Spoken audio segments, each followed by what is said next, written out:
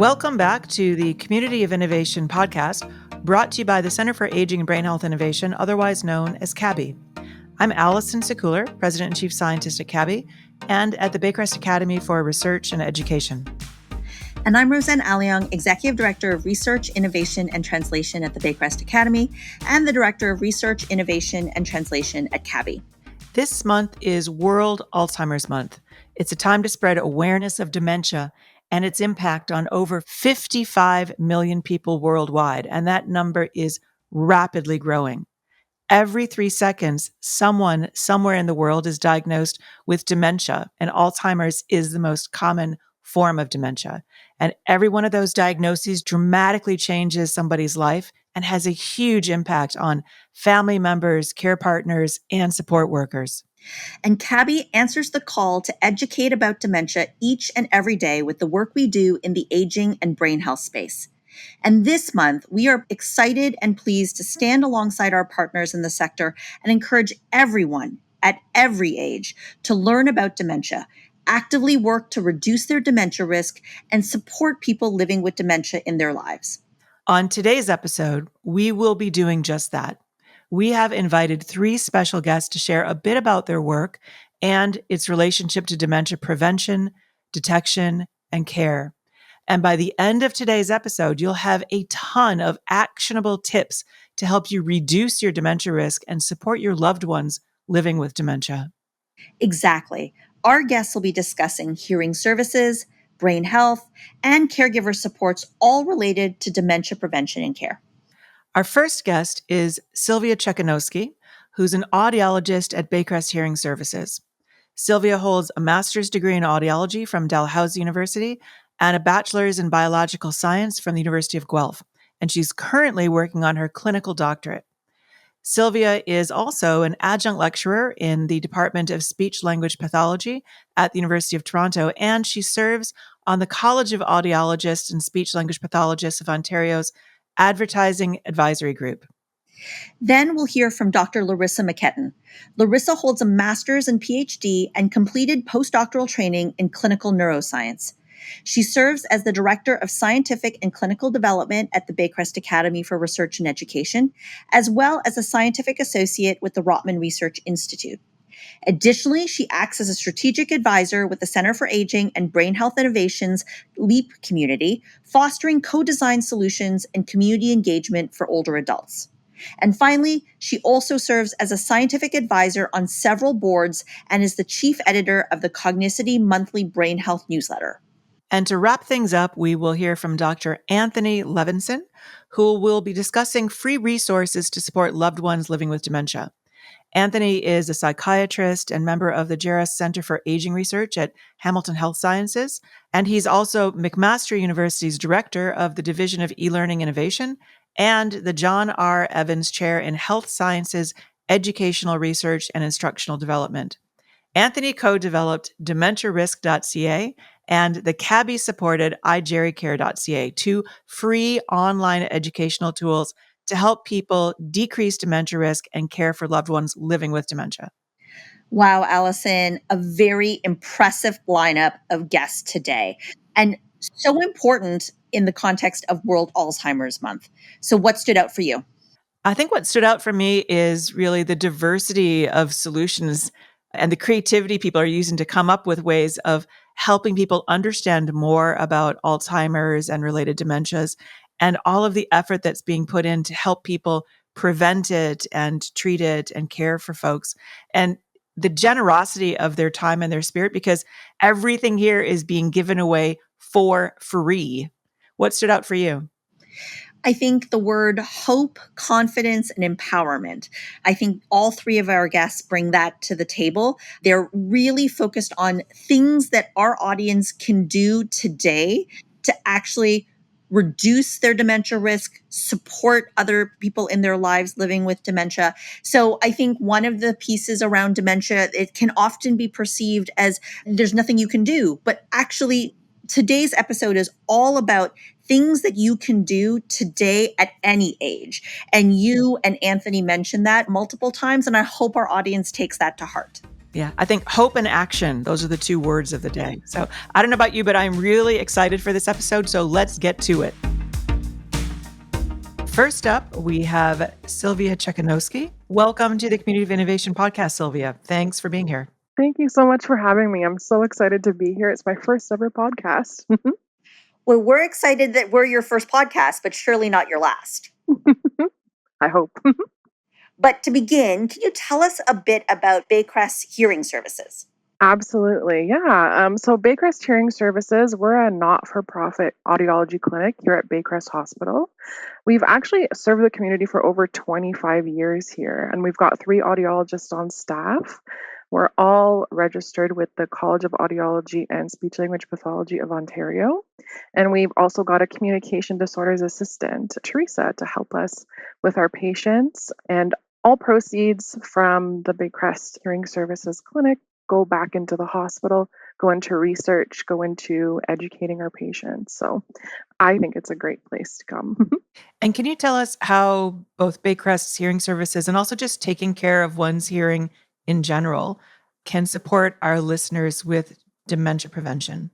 So the Lancet Commission actually identified hearing loss, untreated hearing loss, as one of the leading potentially modifiable risk factors for dementia. And there's more and more research coming out showing that leaving hearing loss untreated, it can kind of create problems down the line. Hearing loss is related to kind of cognitive decline, social isolation, falls, accidental injuries, fatigue, stress, anxiety, depression. So there's lots of things that affect our overall health when our hearing starts to decline. But I also kind of want to ask you guys a question. So from the time that someone notices they have a hearing loss, how many years does the average person wait to actually come in and do something about it? Come and see us. Based on my experience with my mom and dad denying they had any hearing loss and that the other person just was mumbling, I would say 5 or 6 years. I'm going to guess a solid decade. Yep. Yeah, that's what the research is showing us. A decade. Oh, my parents are pretty good then. Above average. There you go. Yeah, so it's about 10 years from when you actually notice a hearing change to when you actually do something about it. So we're working to kind of make that little gap smaller and smaller. As soon as you notice the hearing change, we should be trying to figure out why and what we can do to help. So for folks who can't come to Baycrest, how can they figure out if they might have some sort of hearing loss? So we've actually launched an online hearing screening tool, and we're kind of, again, hoping with early identification of hearing loss. It's from home. It takes about 5 to 10 minutes. You can go onto our website and it pulls up the screening tool. It asks you a couple of questions and it gives you an idea of your hearing status. It won't diagnose hearing loss. It'll just kind of identify if you should have a formal hearing test or not. So even just understanding kind of where we are on that spectrum of hearing, I feel like is really powerful because that gives you the knowledge that, oh, maybe we should start thinking about this, right? So I guess for those who might be less familiar with these kinds of online tests, Sylvia, can you walk us through how a person from start to finish gets access to this free online hearing test? Do they need special equipment? Can they do it from their phone? Do they need a computer? What does this look like? Absolutely. Yeah, it's pretty simple. So you can go onto our website, baycrest.org/hearing, and just find the online hearing screening tool on the sidebar. Or you can type in www.shoeboxonline.com/Baycrest. And it'll take you right to our hearing screening tool. You just need a smartphone, tablet, laptop, computer, any like device, some kind of headphone, and an internet connection. And it takes about 5 to 10 minutes. We've had, I think, around 2,000 people now complete the online hearing screening, which is amazing. And what's really nice is that our online hearing screening tool actually links you to an audiologist. So you have the option at the very end to talk to myself or another audiologist, and we'll go over the results with you. We'll talk about options. We can refer you to a local clinic or wherever's kind of close to you, and we can kind of help guide you through the process of how to help. Is that true for people no matter where they are or only for Ontario? We now have like a resource for all of Canada. We've also spoken with people from Brazil, New Zealand, United States. Maybe we might need to do a little bit more research if you're a little bit farther outside Canada, but I like to think that we can help anyone, honestly. Yeah. And you have helped my family directly because, as I mentioned, when my parents were fighting over who actually has hearing loss and who doesn't, I showed them this online test. I was in Boston where they live. I did it in their living room on my phone. They both took the test. I said, "Oh, yeah, I guess it's not you, it's me." My mom now has hearing aids and she's using them, and my parents are still married. So that's great. That's amazing. Oh, I love to hear those kinds of like success stories. And that's the key here is that we can help in so many different ways that we don't think of. We just think of, oh, it's a hearing aid. But sometimes helping our hearing, it helps our relationships. It helps keep us independent, it helps keeps us safe, right? So there's so much that goes into it. Yeah. So from an innovation lens, what makes Baycrest's hearing services and this online hearing screening tool unique? And what's next for you? What are you working on? That's a great question. So I feel like what makes it unique is the access to Baycrest Hearing Services through the screening. We don't need your OHIP card. We don't charge you for anything. Anyone can leave their contact information. I'll reach out and they can ask me anything. People ask me about hearing aid brands, about how they can help their loved one, about anything that kind of comes in about ringing or buzzing that they hear in their ears, and anyone's welcome to it, right? So that's kind of what I think really is innovative because it shows our genuine want to kind of improve the overall hearing of everyone.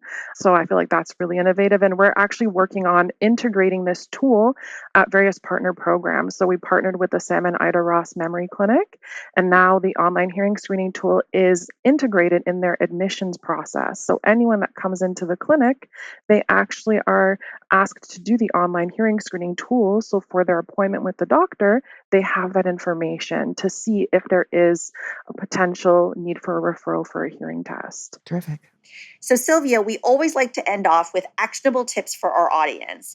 And as we are recognizing World Alzheimer's Month, what is the one tip that you'd like our audience to take action after listening to you today?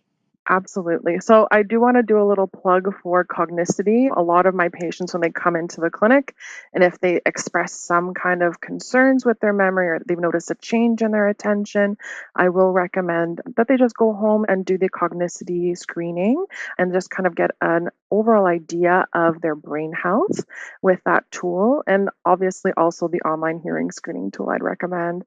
Anyone that gets a good result on the hearing screening, we should still be screening our hearing regularly. So it should be at every milestone, like when I turn 40, when I turn 45, when I turn 50, we should be checking, right? Because little changes can accumulate over time. And then before we know it, just because I had a normal result 5-10 years ago doesn't mean it's normal today, right? So, Sylvia, are you recommending like every 5 years, or we should do it on our birthday, like our own birthday gift to ourselves to like check our hearing? I love that. So, if you get a normal result, the World Health Organization recommends rescreening every 1 to 3 years. So, that could be an idea like January 1st every year, you just do a quick little screen, everything's good, we're good to go. Or it's a birthday gift to yourself. That's the best kind of gift. Yeah, there you go. Well, thank you so much, Sylvia, for joining us for our special World Alzheimer's Month episode. It was great to have you. Thank you so much for having me. I really enjoyed myself. I'm so excited. Thank you so much. And hopefully you'll do many, many more podcasts to come. Yes, hopefully. I'd love to. Next up is Dr. Larissa McKetton. Larissa, welcome to the podcast. Thank you so much, Allison, for having me on the podcast. And I'm looking forward to having a very engaging conversation. So, in that spirit, Larissa, let's start off with the basics. Can you tell us a bit about the Cognicity Brain Health Assessment? What is it and how does it work? Of course. So Baycrest clinicians and scientists partnered with Cognicity to develop an online, self-administered brain health assessment of memory and attention. It has been validated for ages 20 to 94 and can be freely accessed on the cognicity.com site for anyone to take. The test takes about 15 to 20 minutes to complete and asks participants to complete it in a quiet room on a computer or laptop with no distractions around. Once the test is complete, users are provided with a personalized report, which includes a brain health score from 0 to 100, with an interpretation of what that score means and suggested next steps. You can think of this test as a blood pressure cuff for the brain to help answer the question, is my memory normal, or should I follow up with seeing a doctor if experiencing memory concerns? The brain health assessment does consist of questionnaires, a demographic questionnaire, and 4 different cognitive tasks. Each of the 4 cognitive tasks measures different cognitive constructs and are sensitive to subtle cognitive changes associated with normal aging and mild cognitive impairment. So these subtasks, they do measure things like associative memory, working memory, and executive attention. What's really nice about this assessment is that it is private. The results provided in the personalized report would not have the participant's name on it. And more importantly, this test can really help alleviate concerns in the worried well. It could feel like a weight has been lifted off one's shoulders, since some people may be nervous in taking a brain health assessment and they may be nervous in what the results would tell them. But by doing this test, it could actually help alleviate those concerns. And as mentioned, it could almost feel like a weight has been lifted. You mentioned a couple of what you called cognitive constructs, like working memory or executive function. For our audience, what are some examples of those different types of what you call constructs?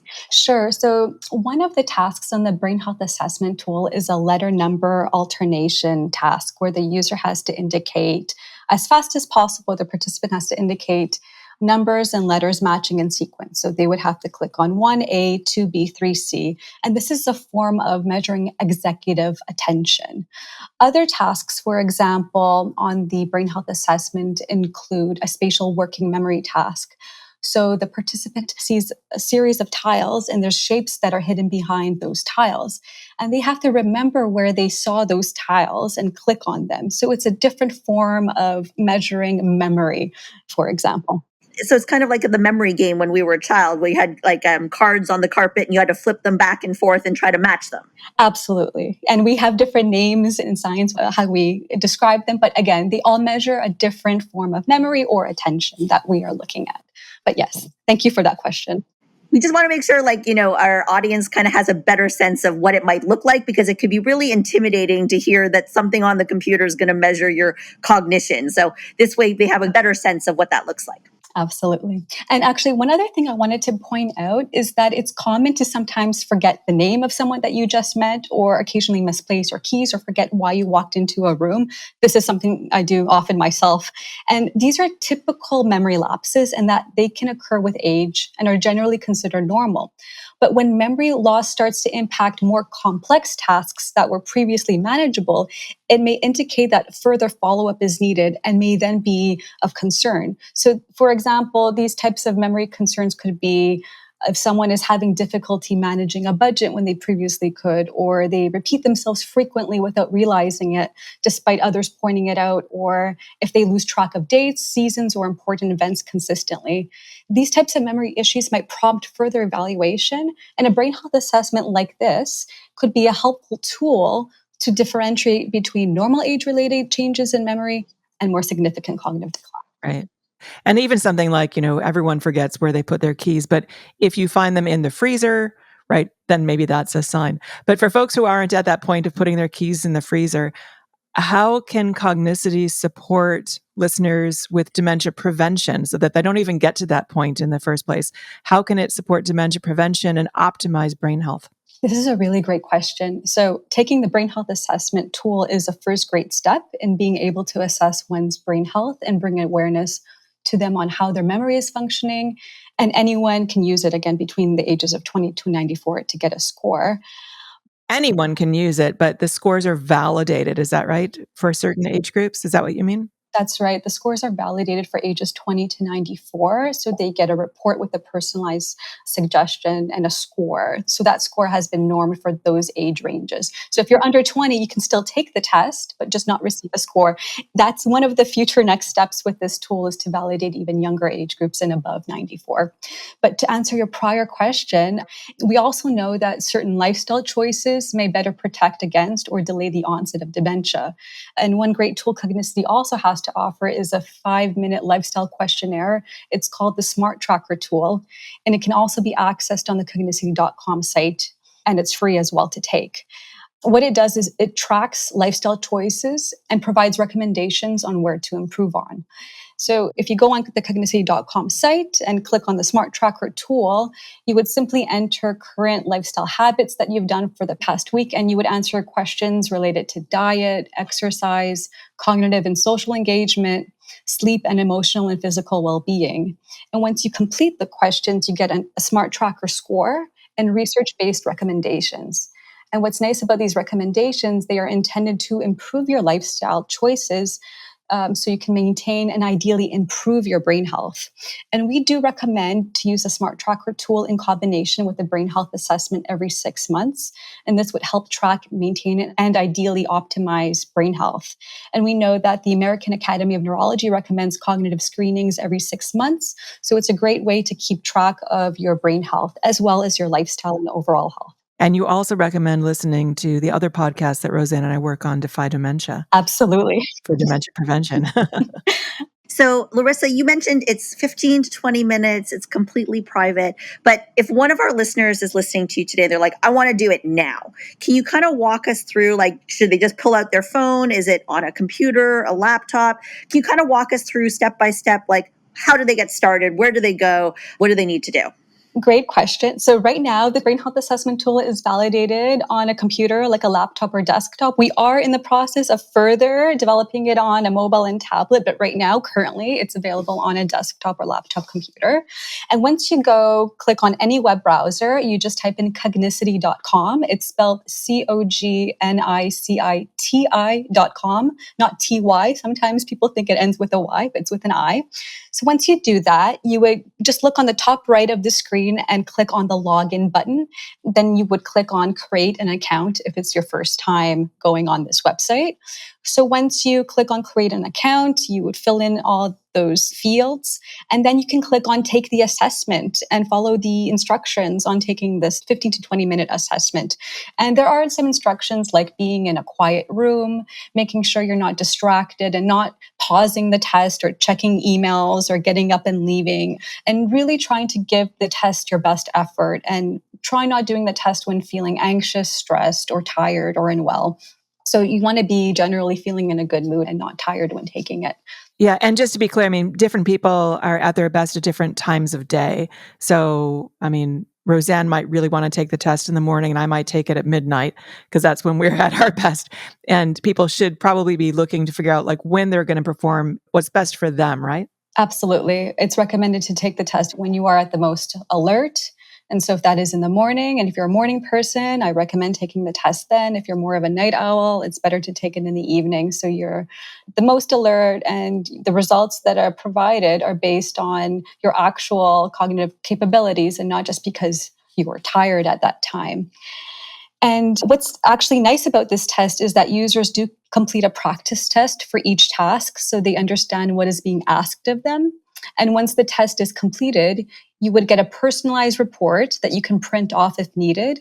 And as mentioned, the purpose of this test is for participants to learn more about their memory and attention and let them know if they should see a doctor for further assessment. And from an innovation perspective, what makes the brain health assessment unique? What makes this assessment unique, it's freely accessed on the website, so anyone can take it. It's coupled with other tools like the lifestyle risk tool and a lot of resources on the website. And another key point with this assessment that makes it unique is participants do get a report, a personalized report that they can learn more about themselves and take it to a doctor if needed. So there's a lot of things that are provided to the user and a lot of resources that makes this assessment really unique. And you said it was validated on people between, I think you said 20 and To 94. 94. And how many people have gone through this already? Right now, we have had over 130,000 tests that have been taken. So it's quite a robust data set. And out of that data set, there's a lot of publications that are coming out. So a lot of great research stemming from this tool. And you mentioned before that it's on computer, whether it's desktop or laptop now, and you're working to get it validated for tablets and phones potentially. What else are you working on? What's next for the brain health assessment? We want to look at different languages. So French is being validated. We're looking at Mandarin and possibly Thai. So different languages is great. And again, one of the biggest features we do want is a mobile and tablet version. So the use case can be enhanced and many other people can use it. We do have a clinical version that's used for research applications and a portal for different types of organizations to administer the brain health assessment used in research and clinical practice. It includes clinical reports that give researchers and clinicians more information on the participant, like the probability of mild cognitive impairment. So again, it's used in different capacities in addition to the end user on the cognicity.com site. So as we wrap, Larissa, we are recognizing World Alzheimer's Month. So do you have any top tips or resources that our audience should check out?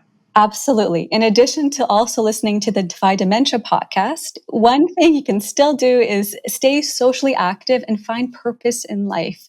So you can do things like volunteering, which is very meaningful. And there's a lot of research that supports the benefits of volunteering and staying socially active. And we also know that eating well, having a healthy diet, avoiding alcohol and smoking, and exercising regularly are also very important to do, but also to keep in mind in getting a good night's sleep and taking care of your teeth and oral health is also important.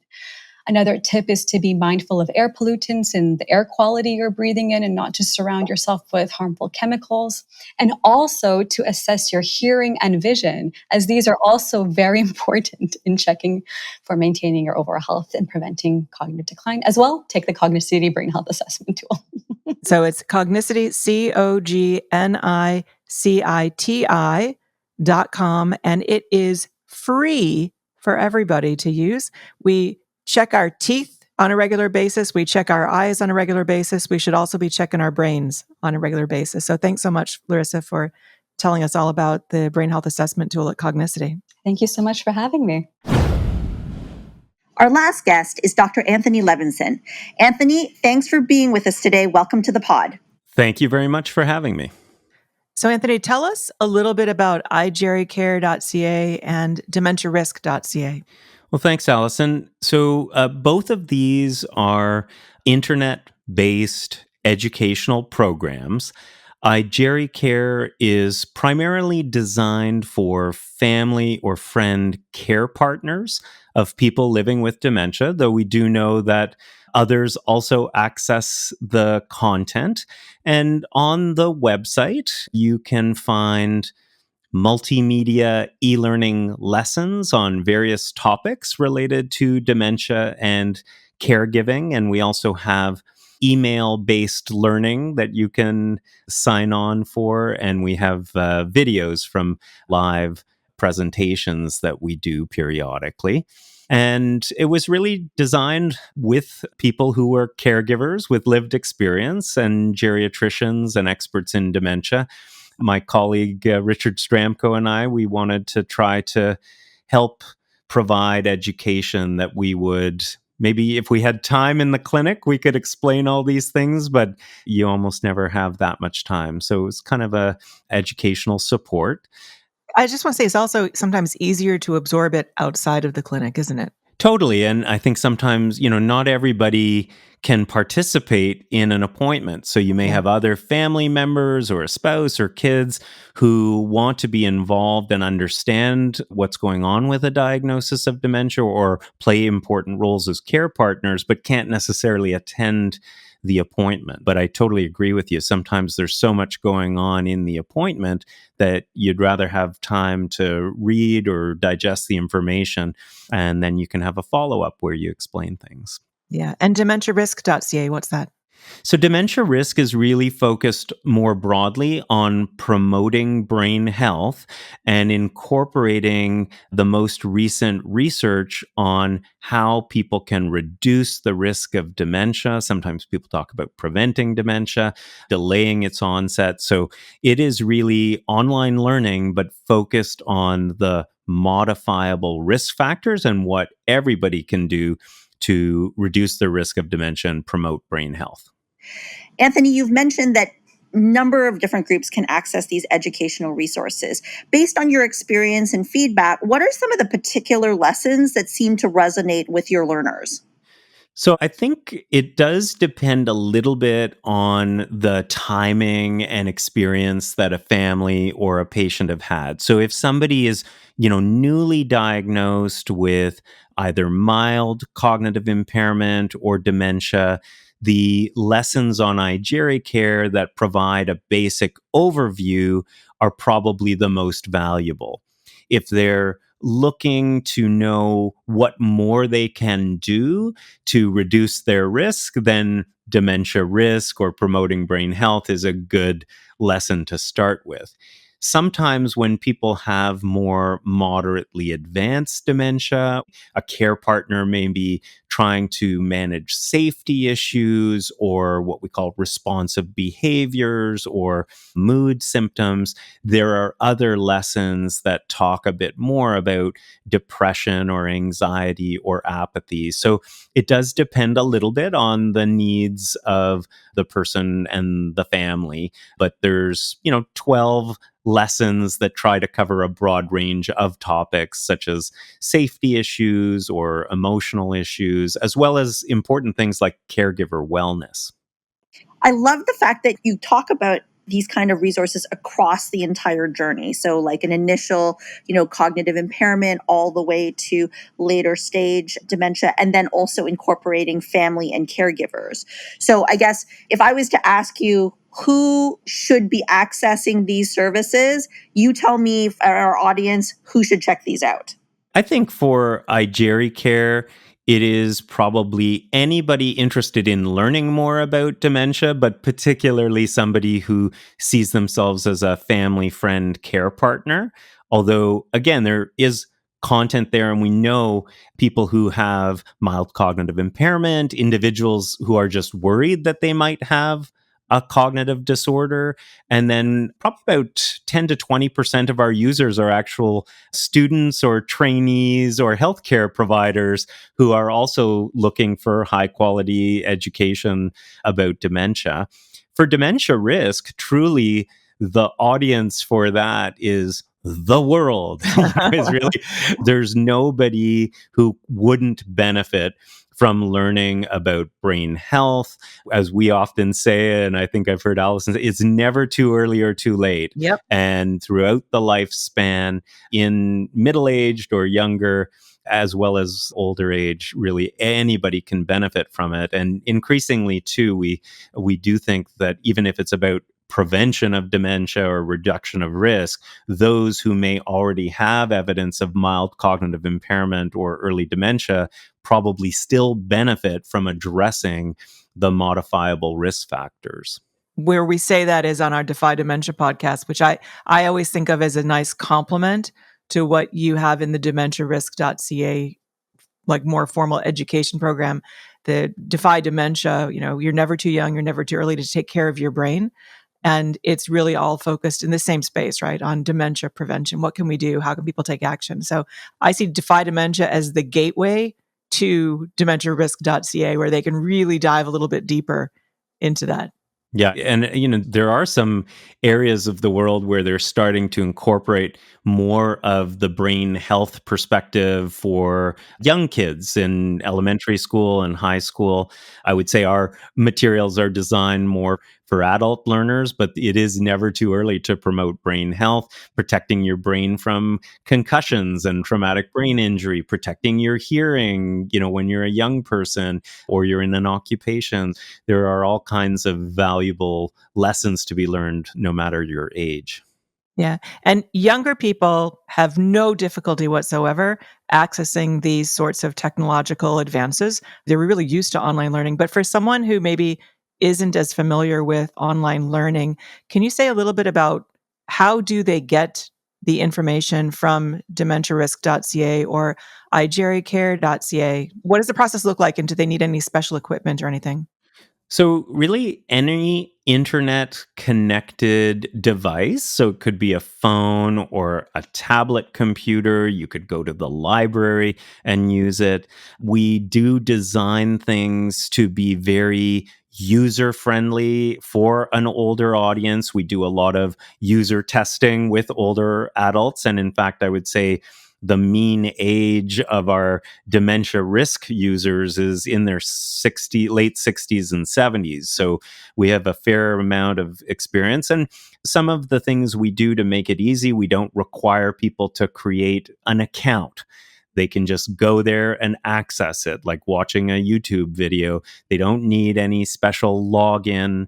If you prefer text-based learning, you can get emails. So you can get access to the dementia risk content or the iGeriCare content in your inbox with a weekly email. So we do try to design the user experience to make it easy, even for older adults who may not have quite as much facility with technology. And of course, it's all free. It is all completely free. No credit cards required. No credit cards, no accounts or logins, and it's also available in both English and French. Amazing. So from an innovation lens, Anthony, what makes these sites unique? What's next? What are you working on? So I'd say, a few of the things that we've just talked about do make it a bit unique, that it's completely open access and free, that it is what we call asynchronous. In other words, you can access it anytime at your own pace. So there's lots of great programs out there for care partners or people living with dementia, but sometimes they're on a particular schedule, even if it's like a web conference, like a Zoom. So sometimes care partners are very, very busy and can't necessarily fit it into their schedule, or it may be a child care partner who's got a full-time job. So I think the fact that it's anytime, any place, and self-paced is helpful.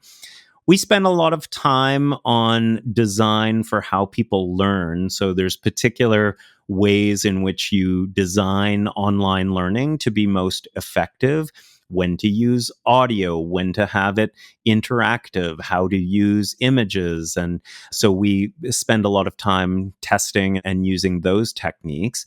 And then, the content itself is based on best evidence, as well as we've studied effectiveness through things like randomized controlled trials to see what is the impact of the e-learning. And we also use validated questionnaires as well. So we actually showed in a randomized control trial, the sort of highest type of research study design, that people who use dementia risk, they increase their knowledge, their intentions to engage in healthy lifestyle behaviors, and they increase their physical activity levels just from the e-learning. And those changes were actually sustained even 2 months after the study period. With iGeriCare, we've shown that it's very impactful. People have identified in a validated survey that it's relevant, it's understandable, they use the information for a variety of reasons, and they perceive it to be beneficial. So I think those are the main things that make it kind of different and innovative. Next for us, we're looking at doing more clinical trials where we are looking to see additional impacts of incorporating this e-learning into clinical care. And we'll also be studying the impact of some of these, like dementia risk, in patients who have mild cognitive impairment. Because in our earlier trial, we were sort of surprised our control group had mild cognitive impairment as the e-learning and showed improvements in knowledge and intentions and behaviors. So we're going to do a study in patients with mild cognitive impairment.